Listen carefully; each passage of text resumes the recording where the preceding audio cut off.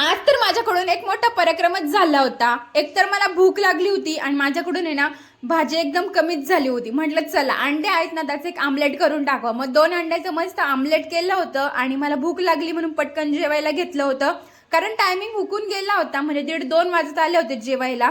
पटकन असं जेवण करून घेतलं। आमलेट होतं, थोडीशी भाजी होती आणि पटकन पोळ्या वगैरे मस्त खाऊन घेतल्या। मला जास्तच भूक लागली होती म्हणून पटकन खाऊन घेतलं। आणि मला मोठा प्रश्न होता की यार जेवल्यानंतर सगळं आवरायचंय, कारण माझा नवरा एक तर प्युअर व्हेजिटेरियन आहे आणि मी नॉन व्हेजिटेरियन। सो मलाच काळजी वाटते की यार नको आपण असंच ठेवलं की त्यांना एकच तरीच वाटणार। सो मी पटकन आवरून घेते सगळं काहीच। पूर्ण किचन आहे ना डीप क्लिनिंग करून घेतलं, मस्त किचन सगळं धुतलं।